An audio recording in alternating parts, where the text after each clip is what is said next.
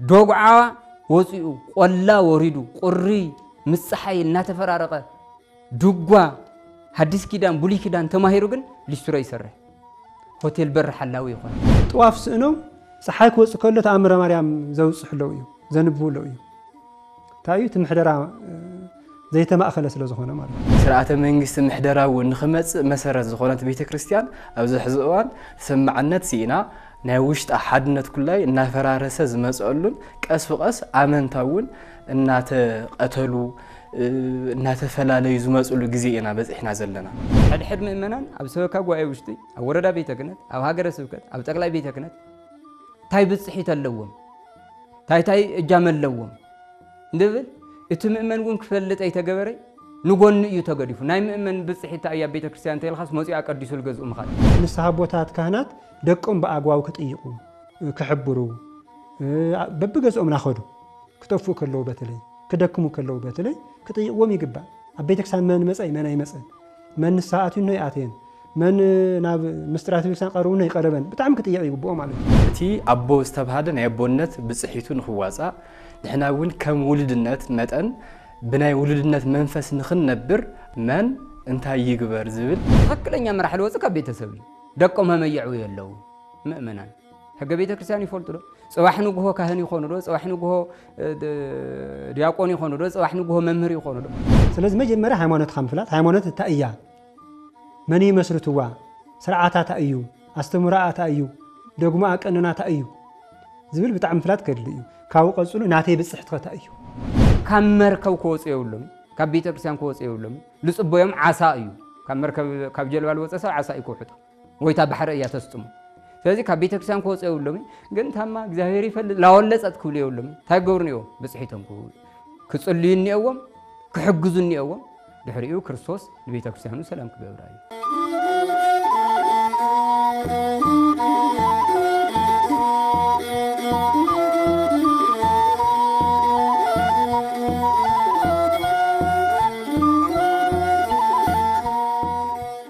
ዝኹሉ ደስ ዝብል ሰማያዊ ዝኾነ ስርዓት ዘለዋ ቤተ ክርስቲያን ውቅብቲ ሰሓቢትን ቅድስን እናሃለወት ንሕና ግን ብዘይ ምፍላጥና ከምኡ ኩላይ እናፈለጥና ብዙሕ ነገራት እናተፈጸመ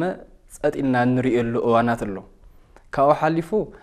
እታ ቤተ ክርስቲያን ንሳ ናይ ውሕዳት ከምዚ ናይ ሞኖፖሊ ስርዓት እንብሎ ናይ ውሕዳት ኣካላት ጌርና ብፍላይ ምእመናን ናይ ውሕዳት ኣካላት ጌርና እናሓስበሉ ግዜያት ኣሎ እዚ እታ ህዚ ንሪኣ ዘለና ቤተ ክርስቲያን ንኽትመጽእ ገይርዋ እዩ ምንም ብዘይከሓድ ኩነታት ማለት እዩ ነታ ሃገር ዝኣክል ዝመስረተት ምናልባት ሃገር ዝኣክል ዝመስረት ጥራይ ኣይኮነን ብሓፈሻ ኣብዚ ዓለም እዚ ናይ ስርዓተ መንግስቲ ምሕደራዊ ንኽመጽእ መሰረት ዝኾነት ቤተ ክርስቲያን ኣብዚ ሕዚ እዋን ሰማዕነት ሲኢና ናይ ውሽጢ ሓድነት ኩላይ እናፈራረሰ ዝመጽሉን ቀስ በቀስ አመንታውን እናተቀተሉ እናተፈላለዩ ዝመጽሉ ጊዜ ኢና በጽሕና ዘለና ንምዃኑ ዝረአዩ ዘለው ጸገማት እንታይ እዮም ኣብዙጉን ዋና ናይቲ ጸገም ተዋሳእቲ እንብሎም እንመን እዮም ዝብል ክነለው ዝግባእ ንልዕል መምህር ሓገዚ እሺ ይغنيلይ ቶም ቀንዲ ጸገማት ኣብዚ ሕዚ እዋን ዘለው ብዙሕ ጸገም ይዘለና ናይ ውሽጢ ጸገማትና በጣም ሰፊሕን ብዙሕን እዩ ተወሳሰበ ልመስል እዩ ዘሎ ዝሕዝ ዘለው ጸገማት ከዓ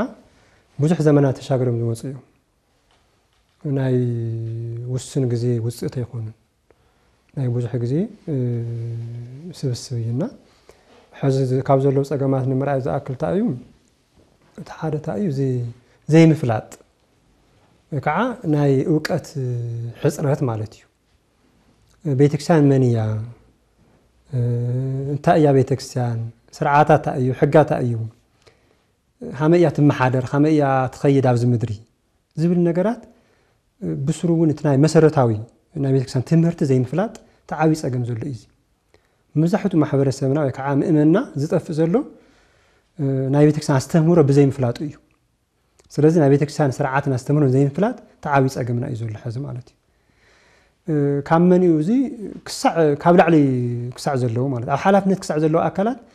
እንታይነት ቤተክርስቲያን በአግባብ ዘይምፍላጥ ብስሩ ስርዓት ቤተክርስቲያን ትምህርቲ ሃይማኖት ትደግሞን ቀኖና ቤተክርስቲያን ዘይምፍላጥ ዓቢ ጸገም ኣሎ عنتو لتتقص منوكسات زي يكون منوكسات مسلم زمصلو كهنات زي يكون كهنات مسلم زمصلو እዚኦም ሁሉ ንኣና ዘታሉና ዘለው ዘይምፍላጥና እዩ ስለዚ ተዓብይ ጸገም ኣብ ዘመንና ዘሎ ዘይምፍላጥ እዩ ሓደ ቤተክርስቲያን መንያ ዝብል ማለት እዩ ናይ ቤተክርስቲያን ምሕደራ ኣካልን ቤተክርስቲያን ታ መንፈሳዊ ኣካልን ፈልዩ ዘይፈልጥ ሰብ ነው ማለት ሓደ ናይ ምሕደራ ኣካል ከተፈከለስ ቤተክርስቲያን ኣጥፋ ኢሉ ዝድምድም ማለት እዩ ሰኣን ምፍላጡ ስለዚ ካብ መሰረታዊ ትምህርቲ ሃይማኖት ጀምሩ ክሳዕ ናይ ቤተክርስቲያን መምርሕታት አለው ቃል ኣዋድ ኣሎ ሕገ ቤተክርስቲያን ኣሎ ፍትሐ ነገስት ኣሎ እዚኦም ኣብ ምድር ዘሎ ናይ ቤተክርስቲያን ጉዳያት እንመርሐሉ እንዳንየሉ ሰነዳት እዮም እዚኦም ማለት እዩ ሕግታት እዮም እዚኦም እና እዚ ኩሉ ንፈልጥ ተኮይና ማንም ተላዕሉ ንኣና ኣይወስደና ነይሩ ማለት እዩ ኣየታለለና ነይሩ ማለት እዩ ሳት ሓደ ኣጥማቅና በለ ሓደ ከዓ ሰባኪና በለ ሓደ ከዓ ከምኡ ጸሓፊ ተንታኒና በለ ምእመናን ዝደለ ይብትኖም ማለት ይወስዶም ማለት እና እዚ ኩሉ ዘይምፍላጥ ዝወለደ እዩ ሓደ መሰረታዊ ነገር ካብዚ ዝተለዓለ ከዓ ሰብ እንድሕለ ይፈለጠ እንድሕለ ይተረድአ ክትግብረ ይኽእል ተግባር አይህልውን ማለት እዩ ስርዓት ቤተክርስቲያን ማለት ጾም ኣሎ ስግደት ኣሎ ምጽዋት ኣሎ ንስሐ ህይወት ኣሎ ምስጥራት ቤተክርስቲያን ምስታፍ ኣሎ ካልኦት ነገራት ኮታስ ኣብዚ ምድር ዘሎ ማሕበራዊ ኢኮኖሚያዊና አጠቃላሊ መናወረና እውን ዝመርሕ እዩ ስለዚ እዚ ኩሉ ታዩ ናብ ምንታይ ኣብጽሕና በመንፈሳዊ ህይወትና ናብ ምድኻም ኣብጽሕና ካብ ዘይምፍላጥና ዝተለዓለ ከዓ ኣብ መንፈሳዊ ዘለና ቅርበት እውን ዝነኣሰ ዝወረደ እዩ ማለት እዩ ካብ ዝተለዓለ ሕዚ ስእና ብዓለማዊ ጉዳያት ንውሰድ በተለይ ማሕበራዊ ሚድያ ከምዚ ደለ እዩ እንትን ዝገብረና ዝወስደና ማለት እዩ ስለዚ በመንፈሳዊ ህይወትና ብጾም ናይ ጾም ህይወትና ናይ ጸሎት ህይወትና ኣብ ንስሐ ህይወት ዘለና ኣብ ምስጥራት ቤተክርስቲያን ዘለና ሱታፌ በጣም ዝደኸመ እዩ ማለት እዩ ካብ ዝተለዓለ ከዓ ናብ ቤተክርስቲያን ኣይንመጽእ ቤተክርስቲያን ጸገም ከበጽሓ ከሎ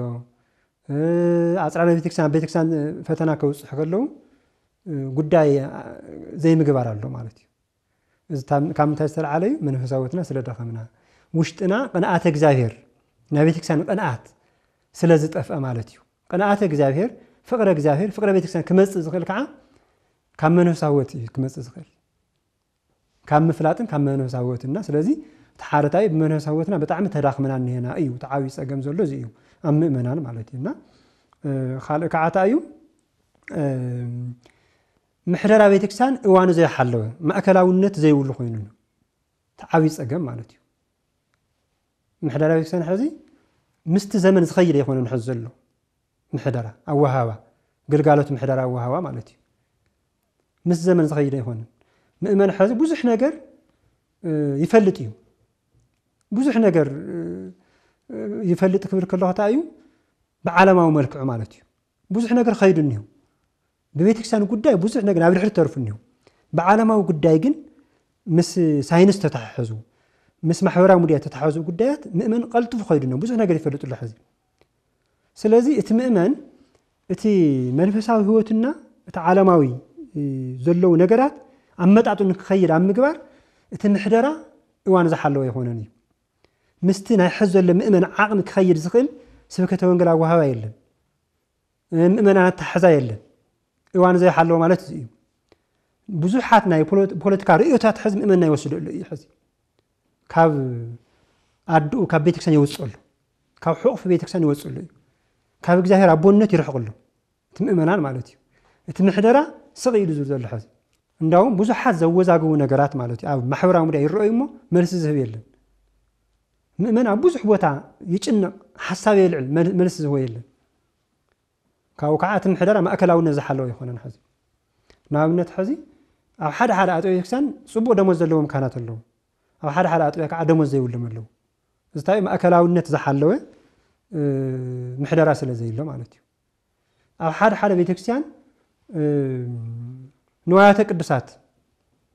ተጸግሞም ማለት እዩ ዕጣን ጧፍ መገልገል ዝኾን ተጸግሞም ዝሽገሩሉ እዩ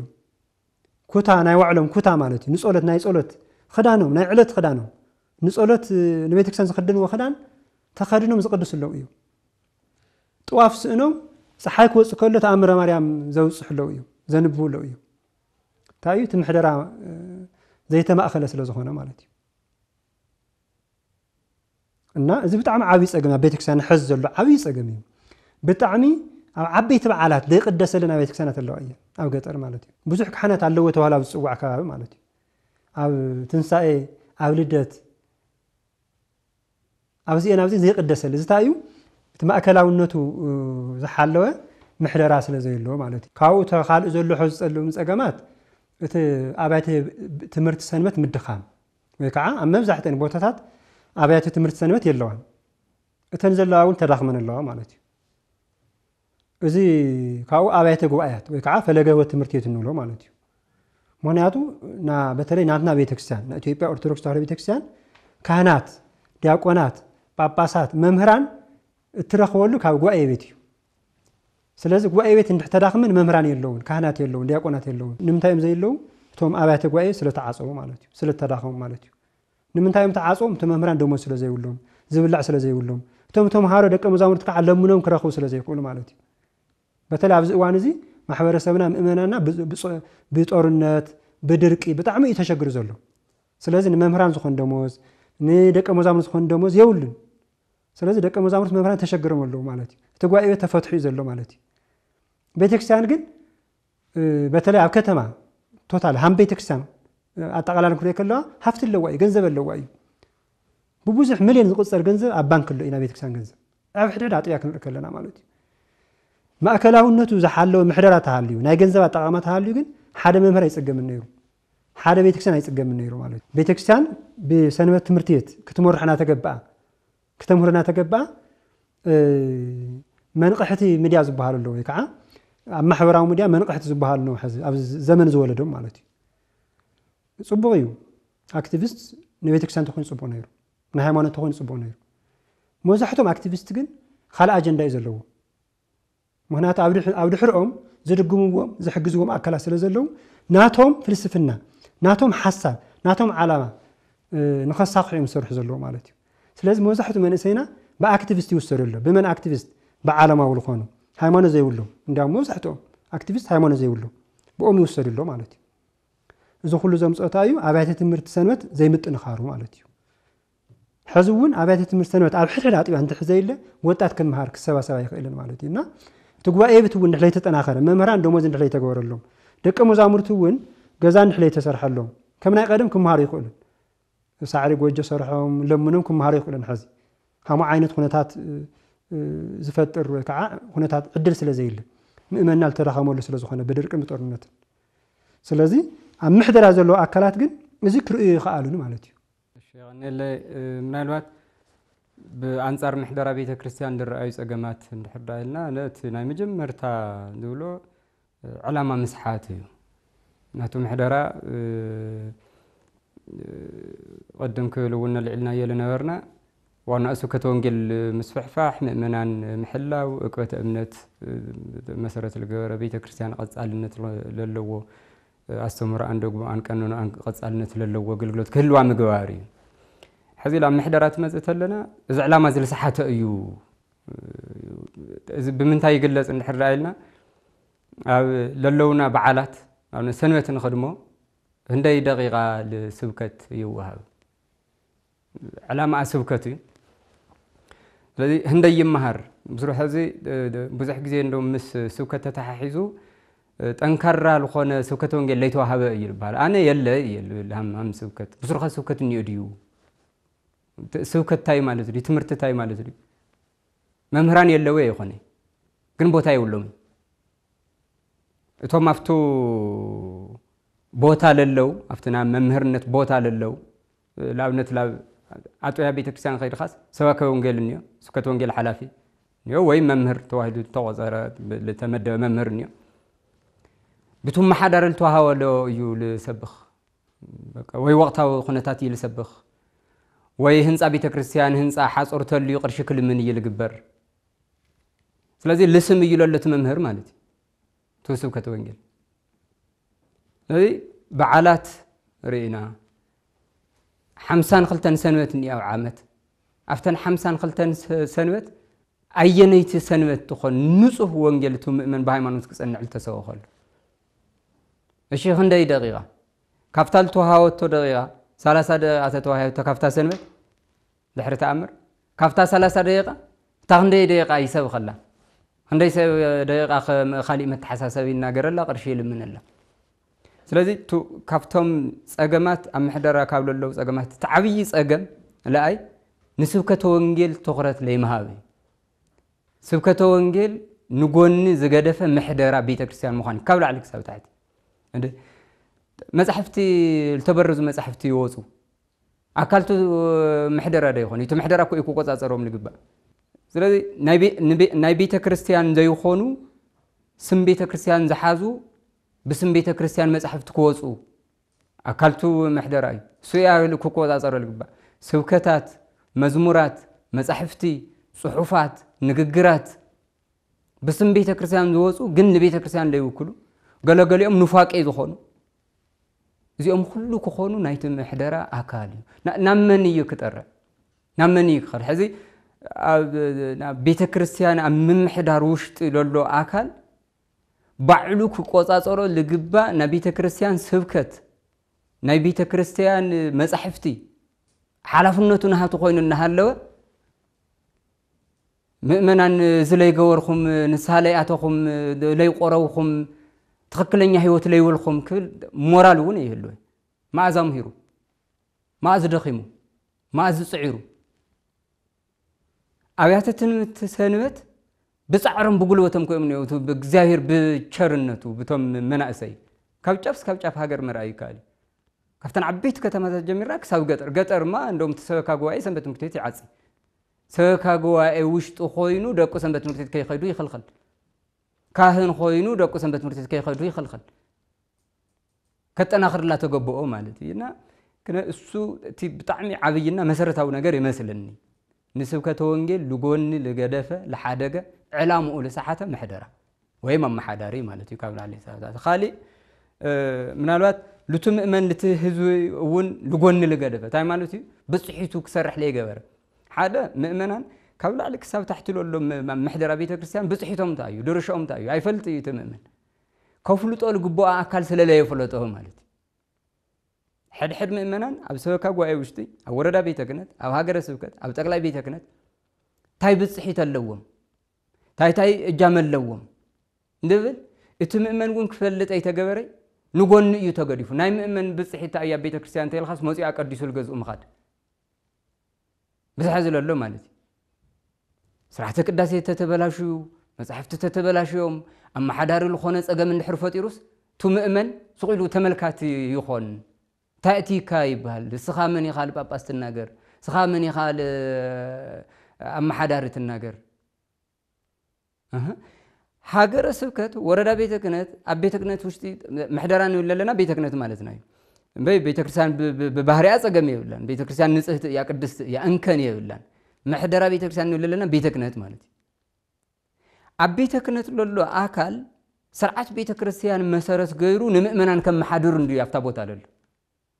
محدر وكبلاش ترلو تمؤمن بصحيت اللو مالتي كطيق كلو كن تمؤمن للطيق مؤمن كن سخامني خايل بحال السخامني خال لبل المؤمن لقرب حتو انا ما اقل ايه بصحيتي زي نكبل تايغبرني وقال اود كفلدني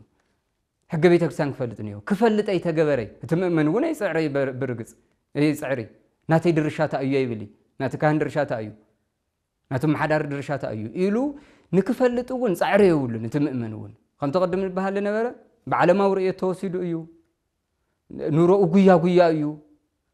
درشال اللوغون أي مسلوي قالوا بقى أي فلتي لك فلت وندلوه يخوني قالوا عقل ما قبل لمن نقار أقويا أيو كا لذي كابلي مفلات ولا تلعالة يتوما مريحنا توشت اللوغون يتمئمن بصحيتو كفلت كابلي مقبارهم التلعالة نقول نلتقدفه أيو مالي ስለዚህ ቷ መሪሕነት ውሽጥ ለሎ በቃ አብሓንታ አጥያ ተኸይናስ ቶም ሰበካ ጉባኤ ሐምድሌ ቶም ይገብርዋ ማለት ቤተ ክርስቲያን ሐምድሌ ቶም ምናልባት ውጽእ ኢሎም ግንዛው ይሐልይዎም ቤተ ክርስቲያንና ትምልከተና እዮም ኢሎም እቱ ቃል አዋዲ ለቀምጠውን ፎሊጦም ኩምግቱ ከለው እዚ ስርዓት ቤተ ክርስቲያን ይኾነ እዚ ትገብሩኒ እኩም ተምህሩናኒ እኩም ታይል ቅርሺ ጥራሕ ዲኹም ትጽውዑና قرشت دولي تلهم ترح ديهم خمسة تجورو ذبل مؤمن دحر موسيو دما يوسو لؤو نموقاس نؤو أو قدم هزبي نموراد لوصا تقصصات دماني كان مصحف قدوس كاو قال أوادي كان خوريو هو خور نفلت بدنبي منوكسيا خوريو هو باباس خوريو هو من خيرو بيت كريستيان زخورتو كاهن بيت كريستيان زخورتو مرح هيمانوت بيت كريستيان زخورتو باباس كبر بيت كريستيان حليو كنبر خلنيو كبر بيت كريستيان حليو لينبر الحر اخوينو مؤمنان كخورو يخول يا مغيرو هم غيرهم كخورو السولم بيت كريستيان لي تعزز السون سرعه بيت كريستيان لي تجزا زادي كبر مرحت هيمانوت بيت كريستيان هيمانوت لهاوتهم كبر ايو زازتو كفتات لولو مؤمن لغوني لغدفه لغوني مقداف طرح لي خونس بسرون لكيصقعو عبي حصر لقمته تعبي صقمات عبي حصر لقمته قدقدا لغبره لكينك مؤمنان لكينخو لغورو كله امين امين إلهم لكنورو رؤسهم دفيهم لكنورو لغبره نمنتاي اذا حزبت تصقم كاب غيزه لا غيزه لا باس كخدو يلغورو نا تو مؤمنان لغون لغدفه مخوانو كاو ايداتاونتنا منግስት አካላት تخالي صقمنا بيت ክርስቲያን ببزمناتو ነገስታት ይላሉ የመንግስታት አለው ናይ ዋዕሎም ህዝቡ ለማሐድሩሉ ስርዓት አለው ህዚ ቤተ ክርስቲያን በመሕደራ ደረጃ ህዝቡ ያትመርሕ ለላ አማንያ መንግስቱ ናፍታ ዓድለሉ ህዝቡ ይልመርሕ እቲ ህዝቡ ሓደ እዩ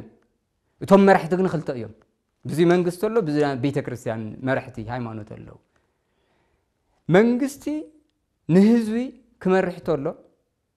ክመርሕተሎ ብናይ ባዕሉ መንገዲ በመንግስታዊ መንገዲ محدرا يكمرح لقبو أب هايمانوت وشت لولو مرح دما بتي سرعة هايمانوتو سرعة بيت كريستيانو لهزو لأمانيو كمرح لقبو أب زقن متحواسي مزا من الوقت إذن دحر غيرس هزو كمرح لك خيلو يبلبل تمنقسي لنا يوعلو دليت من مالئي أب قالو نايوعلو توكلت لخونو أبيت أمنتي يقمت لخفولهم ببيت كريستيانو سمومنا بيت كريستيان مرحت يوم سرحهم قلنا بيت منقسط لخونا مالت سمن كابان مصوعن دموزن نبيت كريستيان غيرهم قلنا بيت منقسط سرح لسرح عوشتو خوينهم سرعت بيت كريستيان لفرسو حق بيت كريستيان لفرسو بتعمل الدافورو مالت لذلك تناي منقسطي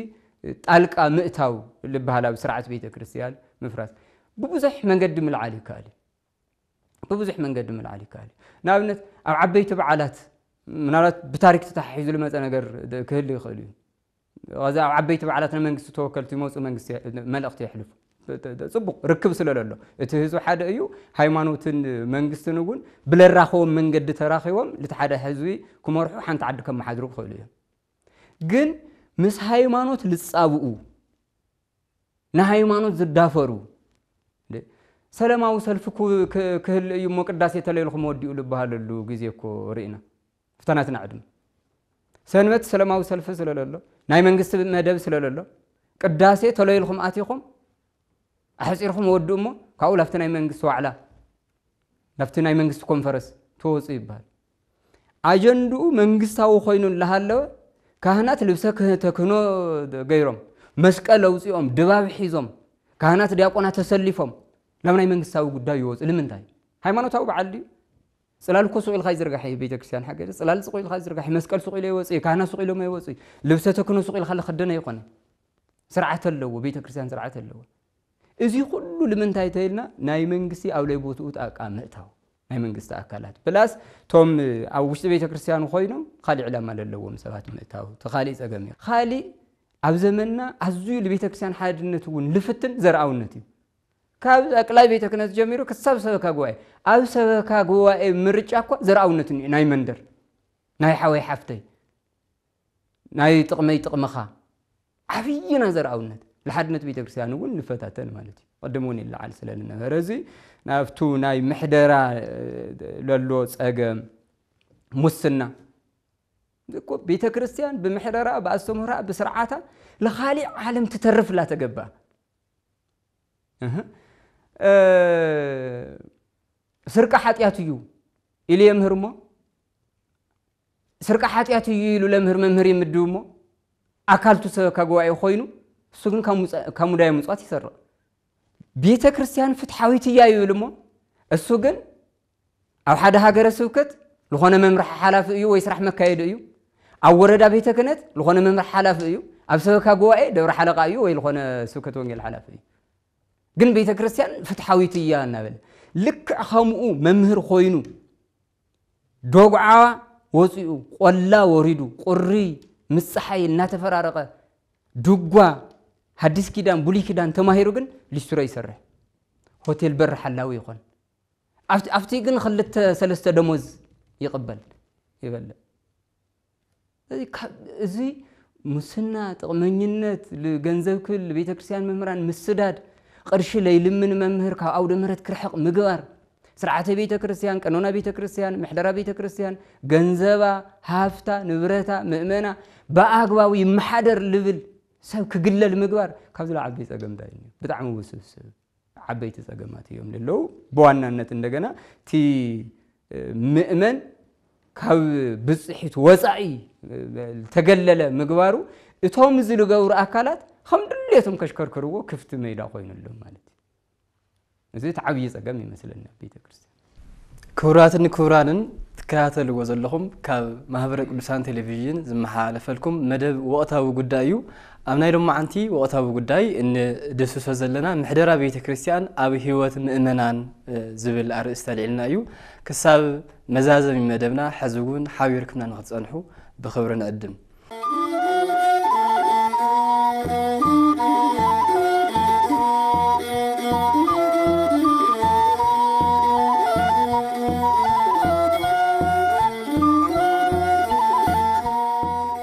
شمو جاشنا مجرشنا العلو اتي مفتحيو منالات زخلو صقامات زخلو ناي محدرا يكون ناي امانيان ناي وشطاوي هيوت مفرخ خاص وي دما مدخام سخيلنا ان ريئ يكونن يقداس بعلناون ولد ناي تابيت كريستيان كساب زخنا اوان ندلهم بعلناون اننورم مفتحي نغرات كلو لهم اتي ابو استبهادن يابونت بصحيتو نخواصا نحناون كم ولدنت متن بناي ولدنت منفس نخنبر امانون انت خغبر لويلنا انلم غديات كهلو لوومو بصحيتنا انت ايو من انت يغبر زبل اسكي اوزي ناي مجرشا ناي مفتح حساب كنلل ممر حجزي እሺ ቀነለ በጣም ጽቦ ናም መፍትሐ ክንመጽከለና ቤተክርስቲያን خلت أكلات اللويو محبر مؤمناننا محبر كهنات النولو مالتيو زوم خلت أكلات أفت محدراون كم مؤمنانون يوم الختميو كاب ياو أو كهنت كاب زلوا أكلات بوانا نتقع توانا ناي محدر أكاليو مالتينا نامي جمريا تأيو توانا كفلة زكبو نجارات مؤمنانون يكون كهنات مالتي مجلجلتن تجلجلتن كلهم بيتكسان منيا تأيا زول بتاع مفرات كليو بيتكسان خلت عينت ملكة اللوه خلت عينت ملكة زرقة أكل له زرقة أكل له تزرقة أكل عم مدرز له نعم إيمانا نكسكاسي أيو عبيتك كان زوها زلوا قال قالوا تقول زرقة نجارات له أيو زرقة تلسافحة مالتيو invisible زبالو يكعة رقق زخونة مالتيو أكل أيو لازم نبيتك سان منفساوي أكلنا نبيتك سان ناي محررة أكل تزرقة نبيتك سان سراحة تلسرح عم محررة زلوا كاب تقلع بيتك نكسع አጥቢያ ሰበካ መንፈሳ ጓይ ዘሎ ናይ ምሕደራ አካል ፈለኻ መርአይ በጣም አላይ እዩ ስለዚህ ቤተክርስቲያን መሰረታን ጉልላታን ክርስቶስ ዝኾነላ ንአቱ አካልያ ማለት እዩ ለመስረታ ክርስቶስ እዩ ለሕልዋውን ክርስቶስ እዩ ዘቀደሳ መንፈስ ቅዱስ እዩ ለሕልዋ ቅድስና አው ለሕልዋ መንፈስ ቅዱስ እዩ ስለዚህ ቤተክርስቲያን እዚ አምዃና ፍላት በጣም ከድል እዩ ተሓደ መሰረታዊ ነገር ማለት እዩ ኦርቶዶክስ ሃይማኖት ተኸታሊ እዩ ክንብል ከለና ታይ ማለት እዩ ኦርቶዶክስ ታይ ማለት እዩ ኦርቶዶክስ ብምዃነ ካብ ኣነ ታይ ትጽብት ይግበረለይ ناتي بصحة تأيو سلازم مجمرة هيمانات خمفلات هيمانات تأيا مني مسرتوا سرعات تأيو استمراء تأيو دوغما أكننا تأيو زبل بتعم فلات كرليو كاو قصلو ناتي بصحة تأيو بصحة اللي فلت أسب خمي لاوي كم زنبر خمي كم نبر كفت لي فلت يخلي نداو نفتنا ونتجلس إلى خون مسبحاتون كجاج يخلي مالتي بزي مفلاتو مالتي سلازم بصحة بيتك سام مفلات يرليو ممهراننا كهناتون ناو علم إنجام كوس اللوه ማለት ጠንከሮ ቤተክርስቲያን ምእመናን ከምህሩ ስብከተ ወንጌል ብእዋን ከምህሩ ከስፋፍሑ ብጣዕሚ ልግባእ ማለት እዩ ንስሐ ቦታት ካህናት ደቆም በአግባቡ ክጥይቁ ክሕብሩ በብገጾም ናኸዱ ክጠፍኡ ከለው በተለይ ክደክሙ ከለው በተለይ ክጥይቅዎም ይግባእ ኣብ ቤተክርስቲያን መን መፀይ መን ኣይመፀን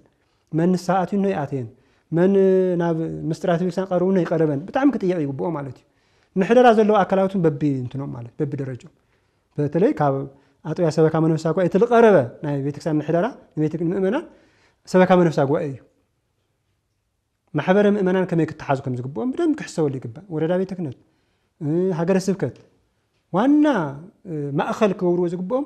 ናይ ምእመናን ህይወት እዩ ሓድነት ይኮን ዝግብኦና ኣብዚ ትኩረት ገይሮም ምሕደሮኦም ከስተኻኽሉ ናይ ገንዘብ ኣጠቃቅማ ኣታሓዛ ከስተኻኽሉና ምስ ምእመናን ተስማዕምዖም ናይ ምእመናን ስነ ልቦና ተረድኦም ክኸዱ ምግባር ብጣዕሚ ከድሊ እዩ ጽቡቕ መምህር ሃብቶም እቲ ናይ መጀመርታ ምእመናን ቤተክርስቲያን ክፈልጥዋ ክእሉ እኒአዎም ለዚ ሓንቲ ጽኢለ ሓፃር ኣብነት ከልዕል ነና ቅድስቲ ኣፎምያ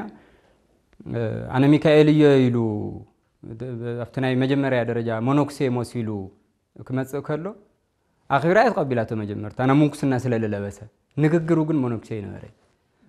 ስለዚ ኣስኬማኻ ናብ ቦታተ እዩ ቃልኻ ግን ናብ ቦታተ ይኾነ ይይላት ልምንታይ ያሙ ኢላ ስለልፈለጠት ስለሙንኩስና ስለትፈልጥ ቦታታ ይውሉ ስለትፈልጥ ስለዚ ምእመናን እስኻ ስርዓት ቤተክርስቲያን ተፍርሰለኻ ተኸክለኛ ምሕደራ ይኾነ ንክብሉ ቤተክርስቲያን ክፈልጥዋ ክእሉ እኒአዎም ቤተ ክህነትን ቤተክርስቲያን ፈልዮም እውን ክፈልጡ ክእሉ እኒአዎም ንፈልጥ ንኽእል እኒአና ልክዕ ብኡ ደረጃ ዋላ ሚካኤል እየ ኢሉ ክመጽእ ተሎ መስቀል ኻበየሎ እያ ኢላት ብጣዕሚ እኮ ልገርም ታሪክ ወይ እሺ ሚካኤል እንድሕር ኮይንካ መስቀል ኻበየሎ ኣነ ልፈልጦ ሚካኤል በዓል መስቀል እዩ እያ ኢላት ስለዚ ልመፀ መኖክሴ ልመፀ ስርዓት ቤተክርስቲያን ለፍርስ ልመፀ ሕገ ቤተክርስቲያን ለይኽተል ግን ኣብ ቤተክርስቲያን ውሽጥና በቤተክርስቲያን ስም ልንቀሳቀስ ኣካል ልመርሖም እኮ ልምእመን ልመርሕ እኮ ቱ ምእመን ቤተክርስቲያን እንድሕር ለይፈሊጥዋ እዩ ተናይ መጀመርታ እሱ ምፍላጥ ካልኣይ ንመራሕቲ ቤተክርስቲያን ምድጋፍ ሕዚ ኣብ ማዕዶ ኮይንካ ጽቡቕ ዝኾነ ምሕደራ ምጽባይ እውን ይከኣል ብሞያ ብጉልበት ምሕጋዝ ብልኽእልዎ ቀሪቦም ማለት እዩ ታብ ጽሒቶም ድሕር ኣፈሊጦም ብሞያ ምሕጋዝ ለዚ ኣብነት ዝኾነና ሙሴ እዩ ኦሪት ዘጸአት ምዕራፍ 17 ክነንብብ ተለና እስራኤላውያን እዚ ባህሪ ኤርትራ ከፊሉ ከሻግሮም ኢዱ ጠጠው ተብል ተሎ ጸላእቲ ይሰዓሩ ነይሮም ተወርድ ተሎ ግን ያው እስራኤላውያን ይሽነፉ ነይሮም ስለዚ ነዊሕ ሰዓት ሙሴ ኢዱ ኣልዒሉ ስለልጸንሐ ይደክም ትደክም ተሎ ኢዱ ይወርድ ንታሕቲ ስለዚ ናይ አሮን ናይ ኢያሱ ብጽሒት ታይ ነይራ ንሙሴ ኢዱ ደግፎም መሓዝ ተለይ ኮይኑ ስለልሰዓሩ ማለት እዩ ሕዚ ባህርያው እዩ ተፈጥሯዊ ዝኾኑ ነገራት እኒአው ሰባት ብልተፈላለየ ምኽንያት ክደክም ክኽእል እዩ ካብቶም ብዕላማ ለበላሹ ወፃኢ ማለት እዩ ስለዚ ልቶም ልደኽሙ ድጋፍ ለድልዮም ኣብ ምሕደራ ቤተክርስቲያን ለለው ምእመናን ክድግፉ ክኽእሉ እኒአዎም ከምቲ ናይ ኣሮንና ናይ ሙሴ ማለት እዩ ካሊእ ትኽክለኛ መራሕቲ ቤተክርስቲያን ልክወፁ ደቀም ከምህሩ ክኽእሉ እኒአዎም እዚ ብሃገራዊ ይኹን በቤተክርስቲያን ምሕደራ ትኽክለኛ መራሒ ልወፅ ካብ ቤተሰብ እዩ ደቆም መመይዕው የለው ምእመናን ሕገ ቤተክርስቲያን ይፈልጡ ዶ ጽባሕ ንግሆ ካህን ይኾኑ ዶ ጽባሕ ንግሆ ዲያቆን ይኾኑ ዶ ጽባሕ ንግሆ መምህር ይኾኑ ዶ ስለዚ ካብ ሰበካ ውስጥ ጀሚርናስ ካብ ምእመን እንዲል ምረጽ ዋላቱ ካህን ዲያቆን ካብ ምእመን እንዲል ወፅ ቱ ምእመን እውን ካብ ገዛው እዩ ካብ ወለዱ እዩ ትኽክለኛ መራሒ ንክህልወና ትኽክለኛ ኣመንቲ ምዃን ግድን እዩ ሓደ ግዜ ህይወትና ለተመሳቀለ ተኾን ተሎ እግዚአብሔር እውን ይቀጽዕ እዩ ጨካናት መራሕቲ ብምልኣኽ እውን ይቀጽዕ እዩ ስለዚ ትኽክለኛ መራሒ ክህልወና እውን ትኽክለኛ ህይወት ክንሕዝ ይግባእ እቲ ናይ መወዳእታ ለልዕሎ ቤተክርስቲያን ካብ ምስረታ ጀሚሩ ክሳብ ሕልፈት ዓለም ዝተፈላለዩ ውሽጣዊ ደጋዊ ፈተናታት ለተኣነገድት እያ ትኸድ እዚ ለይተርፍ እዩ በቃ ያው ቤተክርስቲያንስ በቃ ፈተናታት ተሰለው ማለት እዩ ከም ግለ ከም ክርስቲያን ከም ቤተክርስቲያን እውን ፈተናታት አለው እዚኦም ልክዕቲ ጎይታ መድኃኔ ዓለም ኢየሱስ ክርስቶስ መሬት ኣብዚ ብመዋዕለ ስብከቱ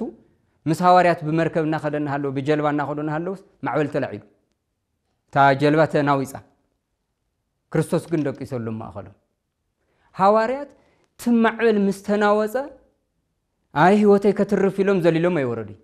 ካብታ መርከብ አይወፁ ኣብ መርከብ እዮም ጸኒሖም ግን በቃ እግዚአብሔር ይፈልጥ ኢሎም ለጸጠ ይወሊ بل درشان يقوم مالت كافت مركونا يوصي تامو قويتا يفلت إلهم ونصت يقولي تايلهم لقويتا مرنا عالم يسوس قسقي سما صليهم مالت قسقي سما بصحيتهم السانيرة سلازي محدرا بيت كريستيان سلت بلا شوا توم تزرزروا الزرزرنا يوم أجمعتكو مؤمنان كاو هايمانوت كوصو يجبريو أو كهنات أبابسات منوكسات أمنت كيحضروا يجبريو كبيت كريستيان كرحقو كاو قداسي كرحقو كاو